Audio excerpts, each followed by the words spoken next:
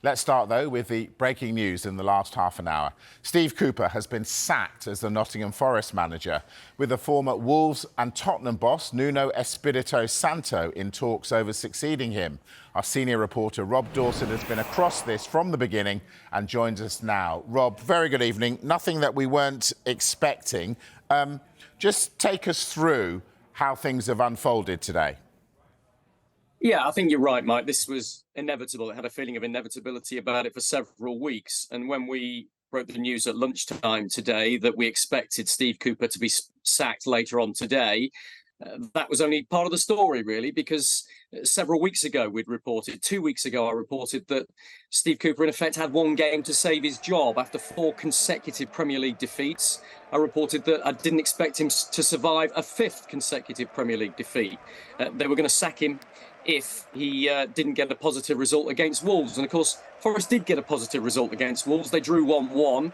And Cooper was given a stay of execution. But these pictures you're looking at now have been the sort of pictures we've seen of Steve Cooper for the last month or so. After the end of every Forest game, he knew the writing was on the wall. This came as no surprise to him today, the news that he would be relieved of his duties. And I think he was accepting that fate to a large extent. He knew that results on the pitch weren't good enough, and the owner, Evangelos Marinakis, wasn't happy about them. One win in the last 14 games doesn't fit with the ambition of a club that spent over £300 million in signing 44 players since they were promoted back to the Premier League in May 2022. And that was only recently, May 22. The sheer number of players that they brought in meant it was a devilishly difficult job for Steve Cooper to try and amalgamate those new players and trying to get some sort of cohesion. And as you can see from the table there, Forest are only 5 points above the relegation places when Marinakis expects them to be in the top 10. He's funded the club to the point of getting them to the top 10.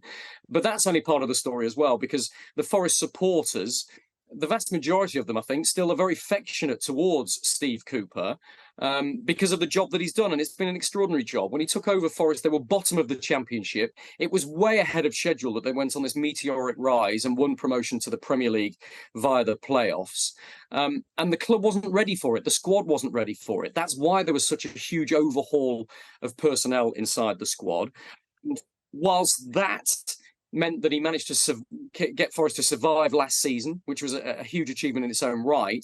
More was expected this season, and Forest haven't kicked on. That's why he paid with his job. But if you look at the quotes from the owner, Evangelos Marinakis, in making this decision today, I think it speaks volumes, and it recognises, I think, as well, that he knows how popular Cooper still is with large sections of the Forest support. He said everyone at Nottingham Forest would like to thank Steve for his superb contribution to our football club. His achievement in guiding Forest back to the Premier League will undoubtedly remain an iconic moment in the club's history.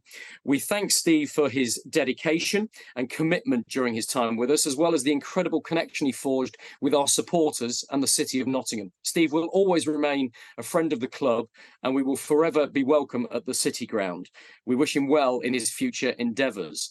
What that statement doesn't tell you, Mike, is that relations between Cooper and Marinakis, as I understand it, had deteriorated pretty significantly in the last month or so, to the point where communication between the two of them was difficult, was the word that had been used to describe it from the people I've been speaking to. So there was an inevitability about it. I think Steve Cooper knew this was coming. Marinakis always knew he was going to pull the trigger. It was just a question of when. And he lasted an extra game because of that result against Wolves. But eventually he paid with his job, with the huge thanks of the Forest ownership and the Forest faithful. But Forest are going in a new direction now. Yes, so he's off. New man in. We're reporting it's going to be Nuno Espirito Santo. How quickly could he be appointed?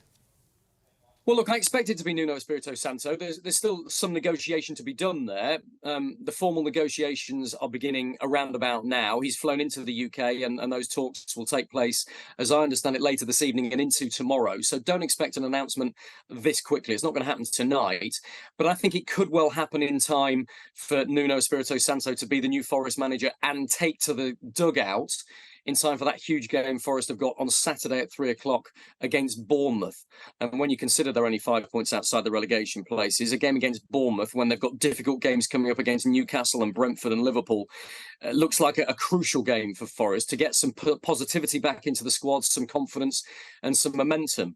I think the reason they're going for Espirito Santo is because they see, and Marinakis sees, the failure at Spurs, where it lasted only 4 months, remember, as a bit of a blip in his otherwise fantastic CV.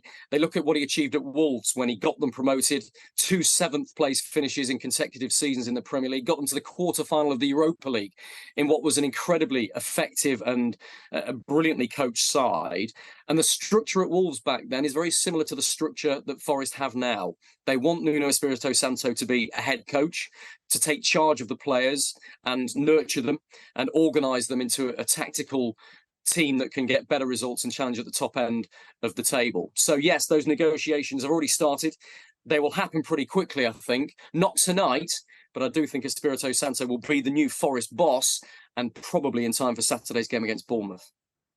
Giving us the context around Nottingham Forest. Rob, our senior reporter, thank you.